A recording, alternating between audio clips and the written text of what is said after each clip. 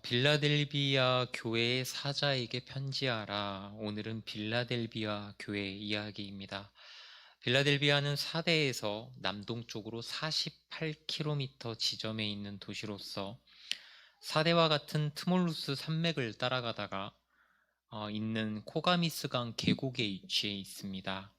현재는 터키의 알라셰이르입니다. 이곳은 당시의 교통의 요충지였습니다. 과거 교통의 요충지라면 상업이 발달했을 것이고 군사적인 요새이기도 했습니다. 빌라델비아라는 이름은 현재 미국 펜실베니아 주에 있는 필라델피아와 같은 이름인데요. 형제를 사랑하다라는 의미를 가진 이름입니다. 이 도시는 예전에 버가모 왕 유메네스 2세 또는 동생인 아탈루스 2세에 의해서 세워진 것으로 추정하는데요. 형 유메네스가 전쟁 중에 전사한 것으로 알려져서 동생인 아탈루스 2세가 왕위를 이어받았는데 형이 죽었다는 소식은 오보였고 실제로 유메네스가 살아서 돌아오니까 아탈루스가 자신의 형에게 다시금 통치권을 넘겨주었다고 전해집니다. 그 이후에 로마가 이 동생 아탈루스로 하여금 형 유메네스를 반대하도록 했으나 형에게 충성을 다해서 형제의 사랑이라는 이름이 붙여졌다고 알려지고 있습니다. 이후에 큰 지진으로 도시가 대파되었고 이미 도시가 이렇게 형성되어 있기 때문에 발굴도 힘든 상황입니다. 현재는 이렇게 비잔틴 시대에 세워진 사도 요한 교회라는 이 흔적만이 남아있을 뿐입니다.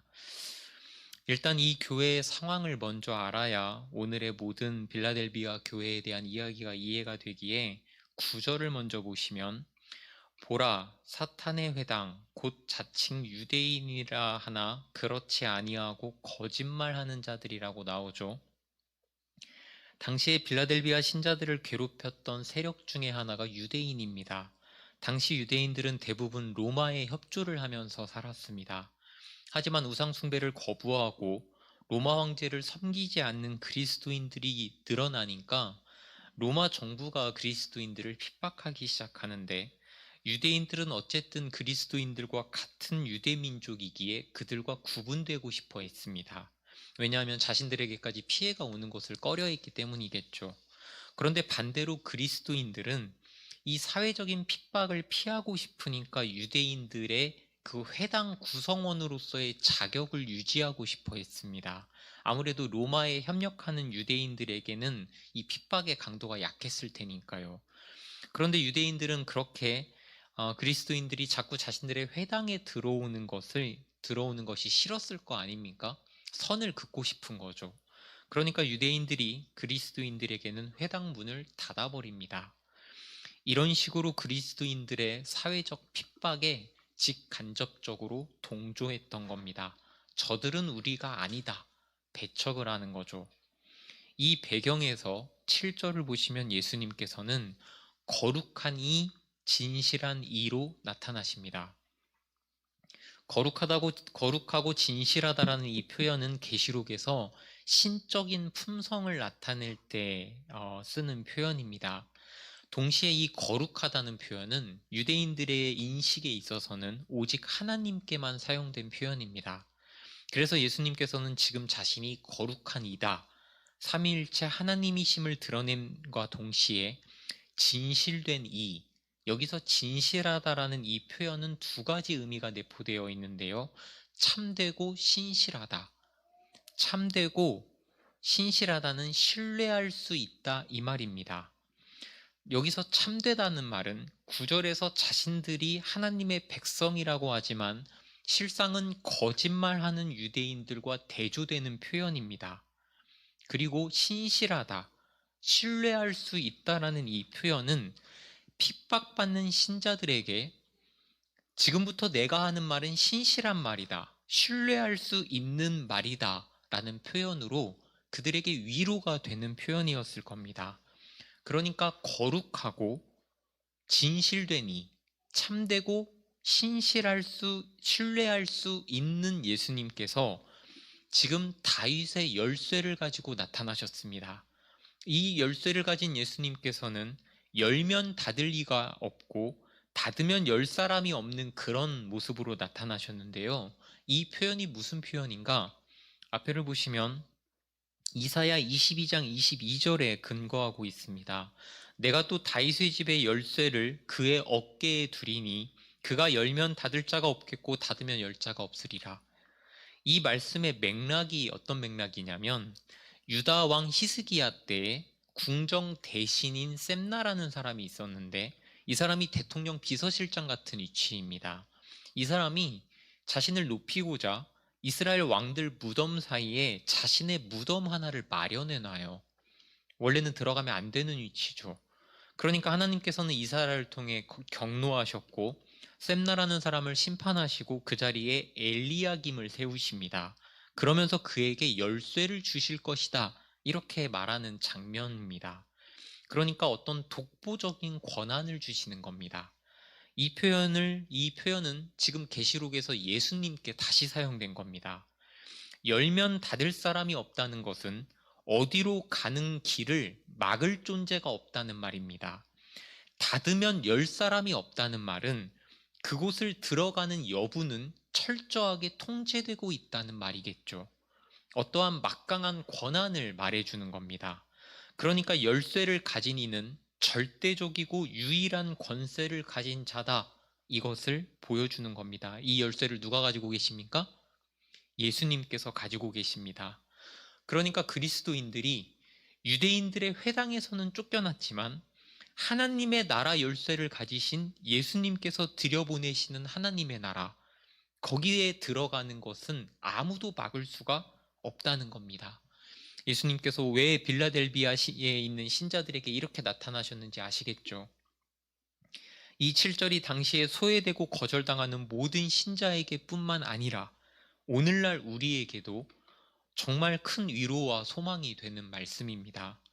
모두가 나를 받아들여 주지 않을 때, 세상에서 배척당해도 오직 나를 받아주시고 기다리시는 이가 열쇠를 들고 기다리고 계신다고 합니다.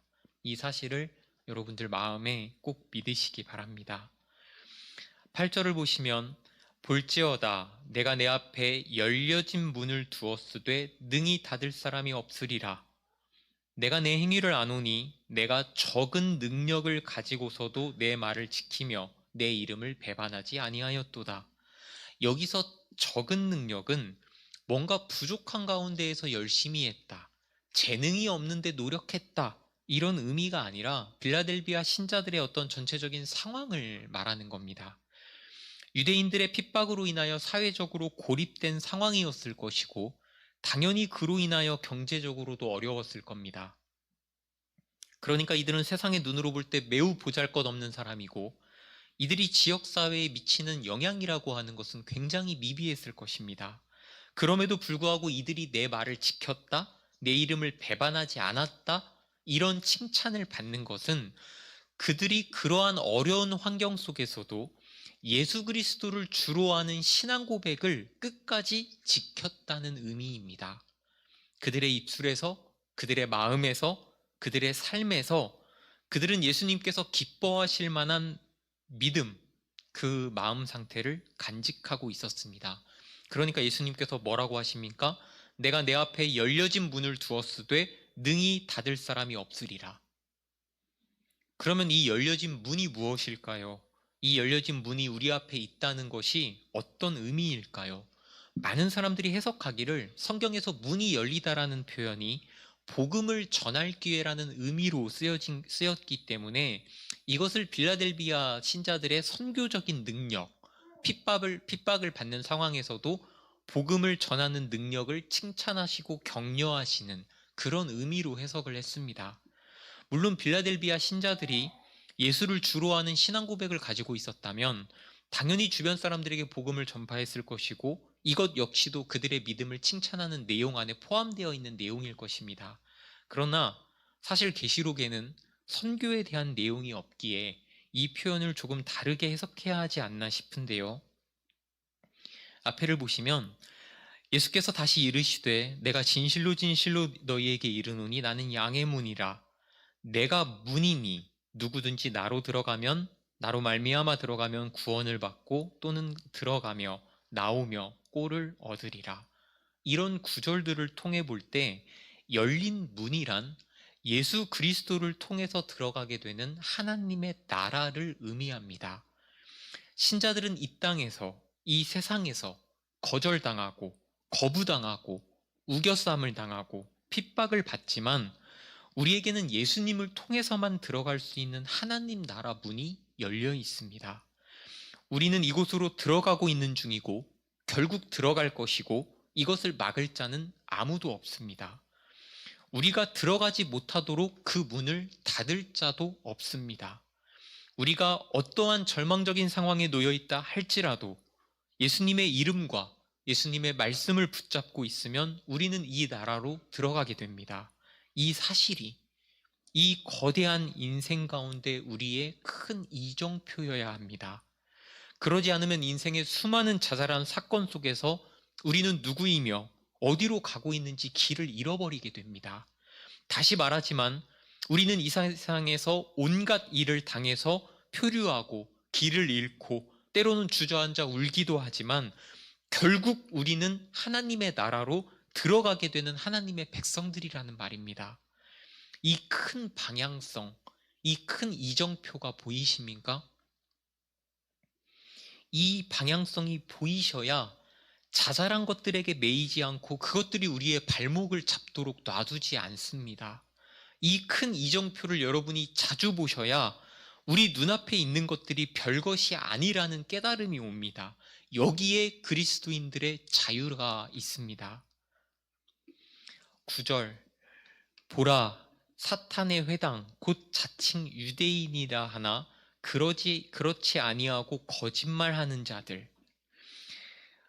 로마서를 보시면 앞에를 보시면 무릇 표면적 유대인이 아니요 표면적 육신의 할례가 아니니라. 오직 이면적 유대인이며 할례는 마음에 알지니 영에 있고 율법 조문에 있지 아니한 것이라. 그 칭찬이 사람에게서가 아니요 다만 하나님에게서니라. 로마서는 진짜 유대인이 누구인가 이 문제를 제기합니다. 로마서에 따르면 보이는 표면적인 것이나 육신의 증거가 참 유대인을 구분짓는 기준이 될 수 없고 오직 하나님만이 보시는 기준, 이면적이고 내면적이고 영적인 것을 보시는 하나님께서 인정하시는 자만이 참 유대인이자 하나님의 백성임을 말하고 있습니다. 그러나 지금 빌라델비아에 있었던 유대인들은 자칭 유대인, 할례도 받았고 유대인들의 전통도 알고 지키지만 그들은 사실 거짓말하는 자들이었습니다. 그리고 거짓은 사탄의 속성이기에 그들의 모임은 사탄의 회당이 될 수밖에 없었습니다. 그들은 그리스도인 신자들이 유대인들이 자신들의 동족인데도 불구하고, 그러니까 그리스도인 신자들은 유대인 아닙니까? 사실은 자신들의 동족인데도 불구하고 그들을 핍박하고 있는, 자신들은 하나님을 섬기고 있다고 하지만 사실은 로마를 섬기는, 세상 권세를 따라가는 위선적인 신앙인들이었습니다. 예수님께서는 그들이 거짓되다고, 사탄에게 종노릇하고 있다고 말씀하고 계시는 겁니다. 그런데 예수님께서 그들이 나중에 어떻게 된다고 말씀하십니까? 너의 발 앞에 절하게 된다. 이것이 그들이 굴복하는 것을 말하는 것인지 아니면 그들이 회개하는 것을 말하는 것인지는 모릅니다. 하지만 앞을 보시면 이사야의 말씀, 너를 괴롭히던 자의 자손이 몸을 굽혀 내게 나아오며 너를 멸시하던 모든 자가 내 발 앞에 엎드려 너를 일컬어 여호와의 성읍이라 이스라엘의 거룩한 이의 시온이라 하리라. 시편 말씀을 보시면 주여 주께서 지으신 모든 민족이 와서 주의 앞에 경배하며 주의 이름의 영광을 돌리리이다. 이런 구절들이 무엇을 말하고 있습니까? 하나님의 백성들을 핍박하고 압제했던 세상 모든 민족이 언젠가는 우리를 명예롭게 하고 언젠가는 우리 발 앞에 무릎을 꿇게 될 거라고 말하는 겁니다. 우리를 핍박했던 그들이 우리를 인정하게 될 것이라고 말하는 겁니다. 믿는 자들은 바로 여기에 큰 소망이 있습니다. 믿음을 가진 자로서 무시받고 질책받고 억울하고 눈물 짓는 삶을 산 우리는 이 소망으로 살아갑니다. 언젠가 하나님이 나를 신원해 주실 것이다. 언젠가 하나님께서 우리 마음에 맺힌 원한을 풀어주실 것이다. 그래서 제가 여러분들에게 말합니다. 하나님을 위해 살다가 이 땅에서 망하거나 넘어지거나 당하는 일들을 무서워하지 마십시오. 세상에서 가장 어리석은 삶을 살았다 하는 그 사람이 하늘에서는 가장 지혜로운 사람일 수 있습니다. 그것이 밝혀지는 날이 온다는 말이에요. 하나님께서 우리의 모든 원통함과 억울함을 풀어주시는 날이 옵니다. 무엇이 정답이었는지, 누구의 삶이 더 칭찬받을 만한 삶이었는지 하나님께서 밝혀주시는 날이 옵니다. 그러니까 잠깐의 모욕과 핍박과 억울함이 두려워서 또는 세상의 눈치와 시선에 매여서 더 이상 이 땅에서 타협하거나 비굴하거나 넘어지거나 포기하지 말라는 말입니다. 그들이 와서 내 발 앞에 절하게 하고 내가 너를 사랑하는 줄을 알게 하리라. 여러분 한번 상상해 보십시오. 여러분이 가장 사랑하는 사람이 누군가에게 핍박을 당하고 있는데 여러분들의 힘이 막강합니다. 그러면 여러분들 어떻게 하시겠습니까? 그 힘을 가지고 여러분이 사랑하는 사람을 핍박하는 자들을 다시 굴복시키고 그 상황을 정리하려고 하지 않겠습니까? 예수님께서 지금 우리 발 앞에 절하게 하신 다음에 뭐라고 말씀하십니까? 내가 너를 사랑하는 줄을 알게 하리라. 말라기 말씀을 보시면 여호와께서 이르시되 내가 너희를 사랑하였노라 하나 너희는 이르기를 주께서 어떻게 우리를 사랑하셨나이까 하는도다. 나 여호와가 말하노라 에서는 야곱의 형이 아니냐 그러나 내가 야곱을 사랑하였고 에서는 미워하였다. 예수님 입장에서는 자신이 사랑하는 이와 미워하시는 이가 있으십니다. 예수님, 누구를 사랑하고 누구를 미워하시면 어떻게 합니까? 이것은 인간이 시비 걸 수 없고 따질 수 없는 예수님의 의지이자 뜻입니다. 그런 예수님께서 우리를 사랑하신답니다. 이유고 조건이고 없고 우리를 사랑하신답니다. 예수님의 이 사랑은 자신의 자녀와 자신의 자녀가 아닌 자에게 차별적이십니다. 이것이 바로 그분의 의지입니다. 그러나 우리 중 누가 진짜 예수님의 자녀일지 모릅니다. 그렇게 따지는 것이 의미가 없습니다. 그래서 단지 우리는 고백할 뿐입니다. 예수님, 내가 예수님의 자녀라고 믿고 그렇게 걸어가 보려고 합니다. 언젠가는 알겠죠. 언젠가는 알겠죠. 우리는 그렇게 믿고 걸어갈 뿐입니다. 기가 막히게도 믿고 시작했더니 알게 됩니다. 최근에 비신자와 대화를 나눌 기회가 있었습니다. 몇 시간 동안 저랑 시시콜콜한 얘기를 나누더니 헤어지기 직전에 차를 탈 때 증거를 보여달라고 하더군요. 하나님이 계신 증거를 보여달라. 그래서 제가 말했습니다. 사람이 인식하는 방법에는 두 가지가 있다. 보고 믿는 것, 증거를 믿는 것, 그리고 믿어서 알게 되는 것. 르네상스와 산업혁명 이후로 보고 믿는 것만이 유일한 인식체계가 되어버렸다. 그래서 믿어서 아는 것도 분명한 인식 방법 중 하나인데 이것을 요즘 세상은 무지 또는 종교 또는 맹신 이런 단어와 묶어서 비과학적인 인식 방법으로 치부해버렸다. 그런데 당신도 보이지 않는 사랑, 우정, 충성, 효도 이런 개념들을 알고 믿지 않느냐? 보이지 않는 것을 믿는다라고 하는 건 우리 삶에서 너무나 허다하게 흔한 일이다. 그럼에도 불구하고 진리를, 정답을 믿으려 하지 않는 것은 더 이상 인식의 문제가 아니다. 이것은 영적인 문제다. 어떤 영에 사로잡혀 있는지에 대한 신비한 영적인 문제다. 그렇게 말씀을 드렸습니다. 그래서 여러분들 말씀이라고 하는 것은 여러분들이 이해하려고 하시면 안 됩니다. 이게 머리를 쓰지 말라는 말이 아니에요. 믿음으로 접근하지 않으면 일단 이 말이 무슨 말인지를 모르게 됩니다.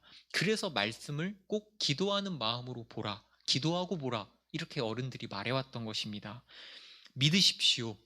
이 믿으라는 말이 세상에서 비꼬듯이 아무것도 머리를 빼놓고 믿으라 이런 말이 아닙니다. 증거를 보여달라 하지 말고 먼저 믿으십시오. 그래야 보입니다. 이것을 반복하게 되면 믿음으로 보는 인식, 이 새로운 인식 방법을 깨닫게 됩니다. 여러분들이 이 두 번째 인식 방법으로 살아가는 순간 완전하게 다른 인생이 열립니다. 그들로 와서 내 발 앞에 절하게 하고, 여기서 우리는 큰 통찰 하나를 얻습니다. 전 세계가 마치 우리를 속이듯이 신은 없다 하고 종교는 어리석다 하며, 방금 말씀드렸듯이 믿음은 바른 인식 체계가 아닌 착각일 뿐이라고 말합니다. 모든 세상의 학문과 정신과 사상과 체계가 성경과 반대로 가고 있습니다. 하지만 명백하게 양측으로 나뉜 두 가지가 있다면, 그리고 그 양측이 전부라면, 다른 대안이 없다면 둘 중 하나는 정답일 것입니다. 우리는 세상을 껴안으려고 합니다. 어떻게든 그들을 품어서 진실을 전하려고 합니다. 하지만 그들은 우리를 해하려고 합니다. 어떻게든 죽이려고 합니다. 왜 그러겠습니까? 어둠은 빛을 싫어합니다. 빛이 어둠을 몰아내려고 하기 때문입니다. 어둠이 자신을 포기하고 빛에 드러내면 되는데 그것이 안 되니까 도망가는 겁니다. 공존할 수 없다는 겁니다. 그들이 우리와 부딪힌다는 것은 결국 진리가 무엇이고 정답이 무엇인지 드러나게 되기에 그렇게 그들은 도망친다는 의미일 수 있습니다. 그들이 우리 발 앞에 절하게 된다는 이 성경 구절은 그들이 단지 우리에게 굴복했다라는 의미가 아닙니다. 무엇이 정답이었는지 드러나게 되는 것을 의미합니다. 이 세상에는 큰 유행이 있습니다. 그래서 우리가 이 유행을 지나고 있습니다. 어떤 유행을 지나고 있습니까? 아주 큰 유행, 물질적인 유행, 다원주의적인 유행, 개인주의적인 유행을 지나고 있습니다. 그러나 이 유행들은 결국 지나갑니다. 풍파도 있습니다. 이 풍파는 거대하여서 여기에 휩쓸리지 않고는 이 세상의 물결을 못할 것 같습니다. 여기에 거스르다가는 죽을 것 같습니다. 하지만 역사를 뒤덮는 풍파도 지나갑니다. 인생이 모인 역사도 그래서 굴곡이 있습니다. 낮은 곳에 가면 억울해서 죽을 것 같습니다. 높은 곳에 가면 떨어져 죽을 것 같습니다. 하지만 지금 말씀드린 모든 유행과 풍파와 굴곡 속에서도 교회는 계속 정답이었습니다. 교회는 진리가 있기에 교회입니다. 유행과 풍파와 굴곡이 교회를 수없이 파괴하고 정답을 흩뜨려 놓고 우리를 아무리 뭉개뜨려도 변하지 않는 사실이 있습니다. 예수님은 오실 것이고 예수님은 우리를 사랑하실 것이며 하나님의 나라는 도래할 것이고 우리는 그곳에 들어갈 것입니다. 이것은 변하지 않는 진리입니다. 모든 인생이 이 질서 앞에 일렬종대할 것입니다. 그러니까 크게 보십시오. 넓게 보십시오. 멀리 보십시오. 그래야 저 멀리에 있는 하나님의 나라가 조금 더 보입니다. 우리는 계속 아래를 집중하며 살기에 종종 하늘을 봐야 합니다. 높은 곳에 올라가야 합니다. 삶에서 종종 떨어져서 봐야 합니다. 10절을 보시면 내가 나의 인내하라는 말씀을 지켰은즉, 인생을 잘 지나는 100가지 방법, 돈을 잘 버는 10가지 방법, 이런 것들은 없습니다. 수박을 잘 쪼개는 법, 귤을 잘 까는 법은 있을 수 있습니다만 인생사에 관련된 그 어떤 것도 법칙 또는 발견이란 방법이란 없습니다. 이 사실을 명심하시고 그런 것들을 검색하려 하시거나 그런 것들에 관한 책을 찾아보려 하지 마십시오. 목사님, 우리도 압니다. 그런데 인생이 너무나 힘드니까 방법이라도 조금 알고 싶은 겁니다. 라고 말씀하시고 싶겠지만 이 말도 틀린 겁니다. 인생이 힘드니까 여러분들이 방법을 찾는 것이 아니라 인생이 무엇인지를 모르니까 방법을 찾는 겁니다. 인생이 무엇인지 알면 어떻게 살아야 하냐는 그 지겨운 어떻게라는 단어가 등장하지 않습니다. 인생이란 버티는 겁니다. 지나가는 겁니다. 살아내는 겁니다. 치열하고 적극적으로 지나가고 부딪히면서 스파크를 일으키는 겁니다. 그것이 인생입니다.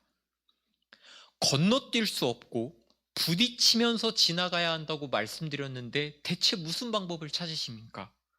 무슨 팁이 있다고 생각하십니까? 예수님께서는 지금 빌라델비아 신자들에게 인내하라는 말씀에 순종한 것을 칭찬하고 계십니다. 빌라델비아 신자들이 지혜로운 방법을 알아서 건너뛰어서 칭찬을 받습니까? 아니면 기가 막힌 방법으로 인생의 풍파를 막아서 칭찬을 받습니까? 견디고 버틴 겁니다. 그것을 예수님의 이름과 예수님의 방법으로 그렇게 버틴 겁니다. 이것이 인생의 유일한 법칙이자면 법칙일 수 있습니다.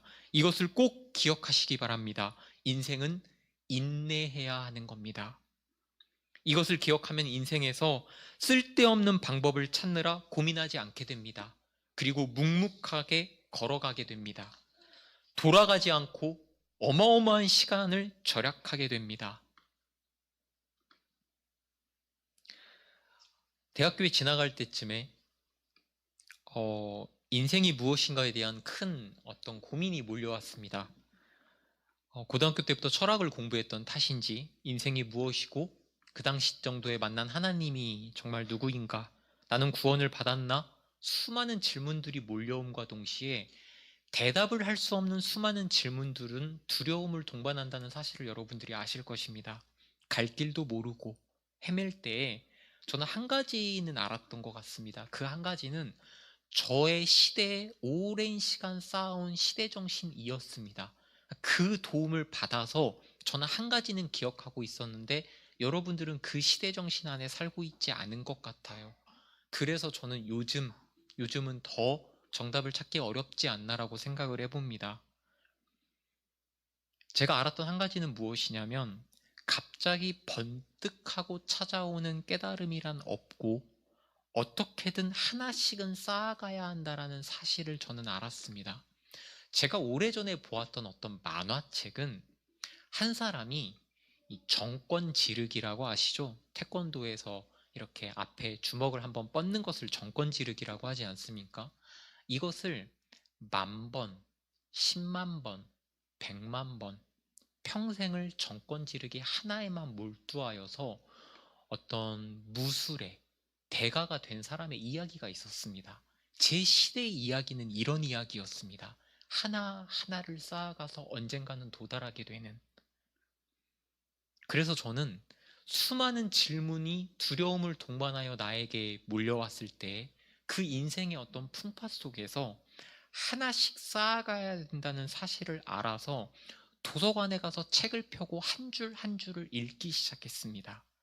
여전히 저는 두려웠고 책 한 권을 다 덮을 때쯤에 그 두려움은 사라지지 않았지만 그 책이 중요한 것이 아니라 한 줄 한 줄을 쌓아가는 행위에 정답이 있다는 사실은 알았던 것 같습니다.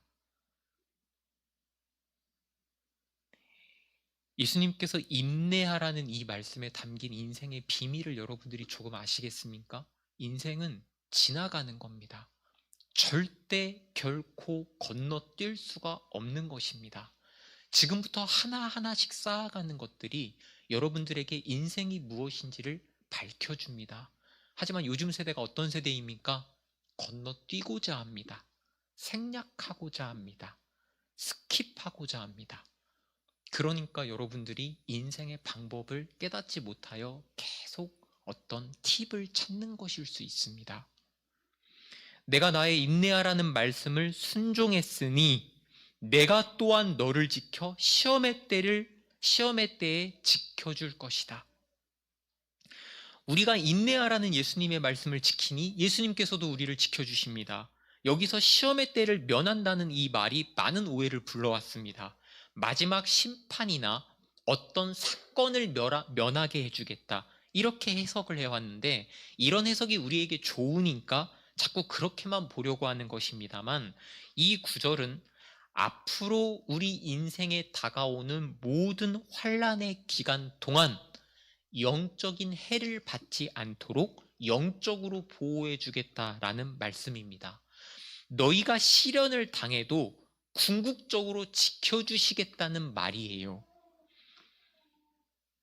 어려움을 아예 당하지 않게 해주시겠다라고 하는 어떤 요술램프 소원 같은 구절이 아닙니다. 실망이십니까? 우리가 바라는 것은 판타지입니다. 하지만 우리를 시험의 때에 지켜주시겠다라고 하는 것은 판타지를 넘어선 어마어마한 은혜입니다. 우리가 이 은혜 때문에 인생을 버틸 것입니다. 우리는 결국 살 것이고 하나님의 나라에 들어가게 될 것입니다. 그러니 우리가 할 일은 버티는 겁니다. 우리 모두가 원하는 것이 있습니다. 무엇이냐? 높아지는 겁니다.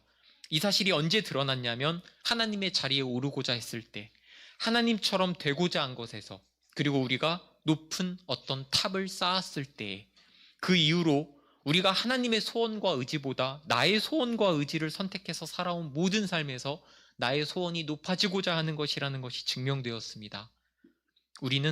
우리가 높아지기를 원합니다. 그러나 신기하게도 하나님께서는 우리가 결국 높아질 것이라고 하십니다. 우리의 타락한 방법으로요? 아니요. 하나님께서 직접 높여주신다고 하십니다. 그래서 우리 보고 잠깐 낮아지라고 하시는 겁니다. 인내란 낮아짐을 견디는 시간입니다. 왜 이 인내의 시간이 필요한지 아십니까? 극적인 반전에는 스토리라고 하는 것이 필요합니다. 이 스토리가 없이는 극적이지가 않아요. 갑자기 힘을 얻어서 온 세상을 정복했다? 10분 만에 끝나는 감흥도 없고 감동도 없는 스토리입니다.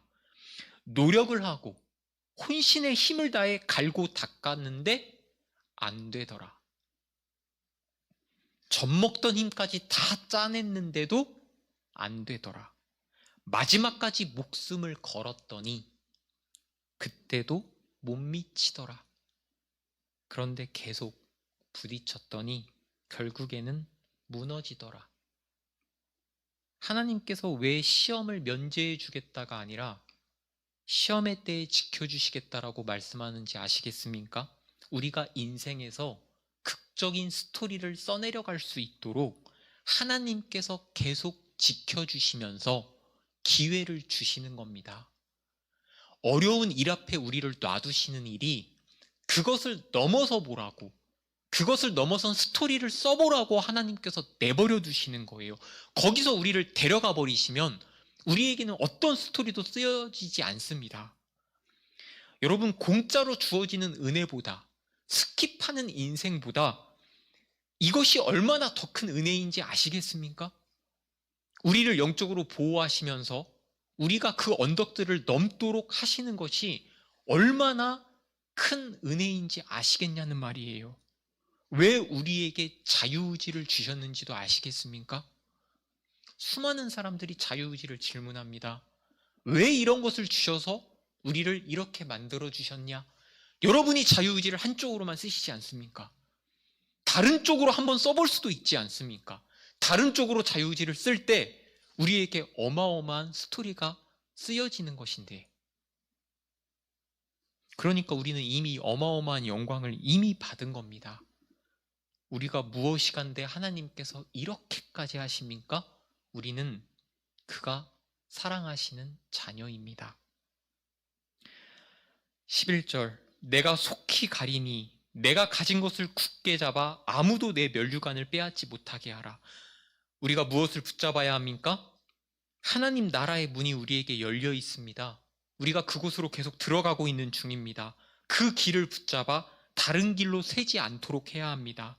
결국 우리의 수많은 적대자들은 진리와 정답을 알게 될 것이고, 우리가 만군의 구주이시자 주인이신 예수님의 사랑을 받는 그의 자녀였다는 것을 알게 될 것입니다. 그러니 우리는 이 땅에서 우리를 핍박하고 압박하는 그들에게 복수나 미움이나 원망으로 우리의 영광스러운 스토리를 쓸 시간을 낭비하지 않아야 합니다. 그것은 우리가 할 일이 아닙니다.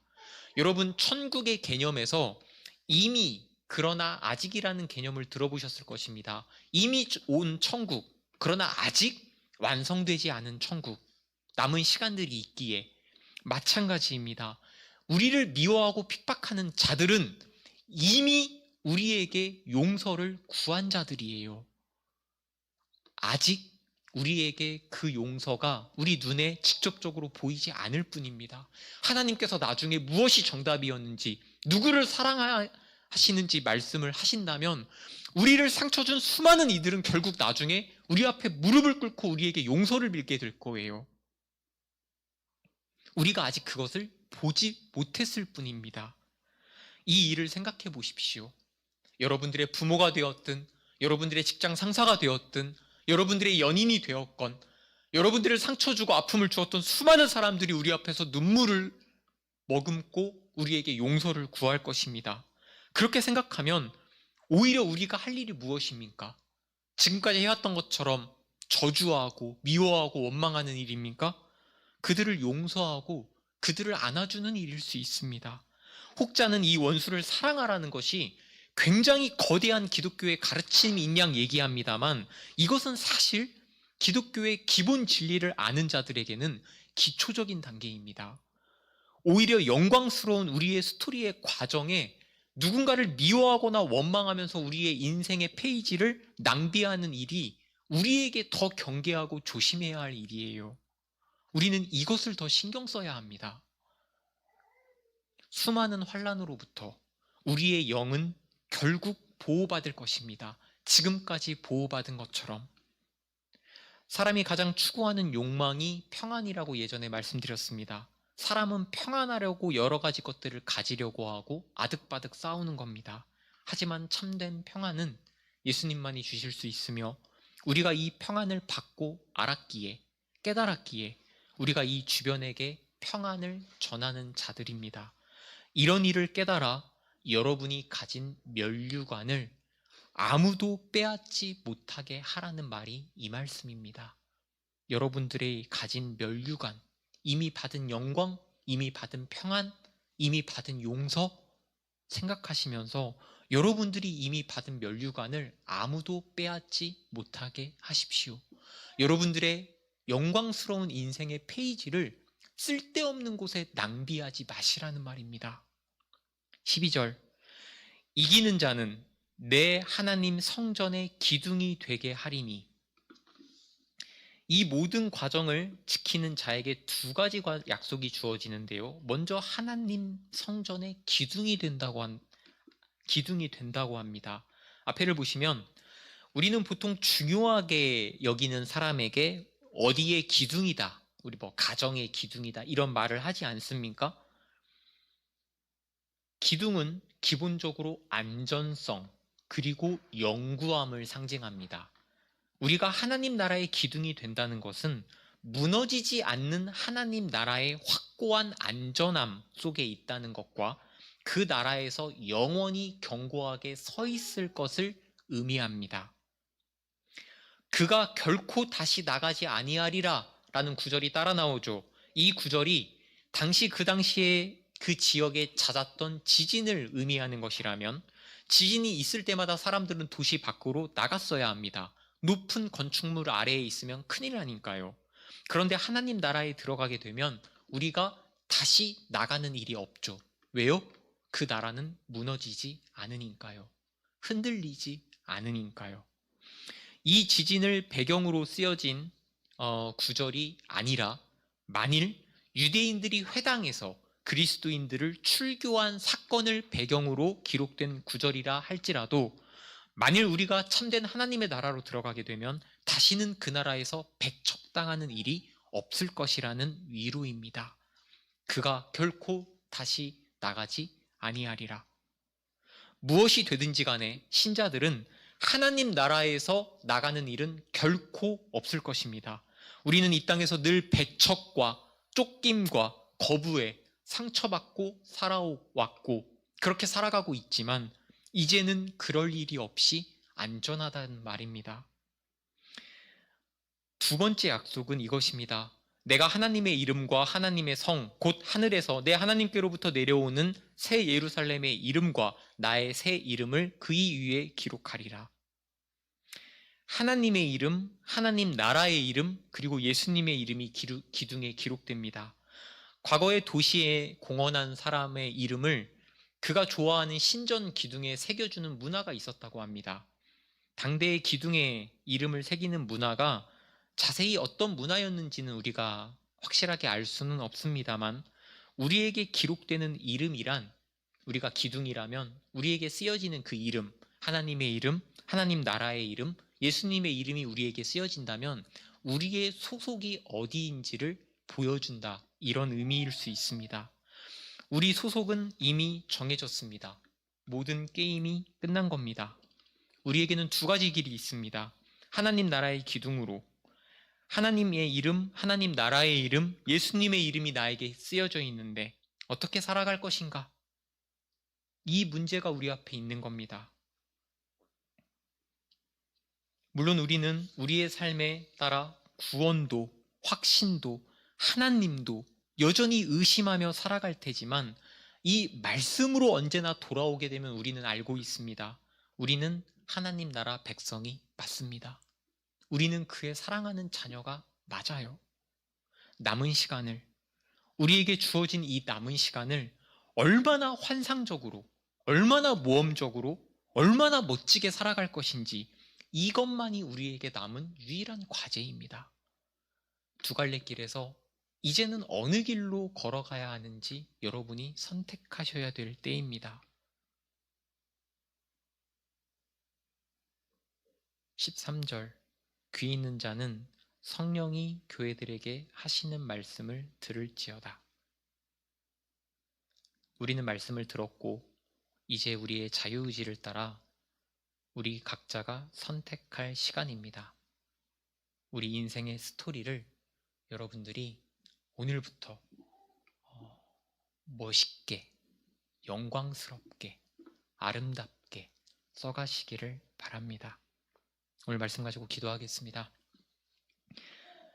하나님, 우리가 무엇이간데 이러한 은혜를 주십니까? 하나님께서 우리에게 주신 기회와 시간들이 얼마나 위대하고 소중한 것인지 알았습니다. 하나님께서 우리가 너무나 연약하오니 조금만 더 도우시고 함께 하셔서 우리가 지치지 않도록 격려해 주시고 우리와 늘 동행하여 주시옵소서. 하나님께서 조금만 더 도와주시면 내가 일어나겠나이다, 내가 걸어보겠나이다. 우리 다 같이 기도하겠습니다. 하나님 아버지, 삶의 큰 이정표를 보았습니다. 우리가 곁길로 벗어나지 않도록 하나님께서 우리 인생길 가운데 함께하여 주시옵소서. 그 가운데 우리가 인생을 치열하고 부대끼며 살게 하여 주시옵소서. 피하지 않게 하시고 벗어나도 다시 돌아오게 하시고 결국 하나님 앞에서 승부 보게 하셔서 결국 하나님이 옳았다는 것을, 말씀을 삶으로 증명하는 우리가 되게 하여 주시옵소서. 감사드리며 예수님의 이름으로 기도드립니다. 아멘.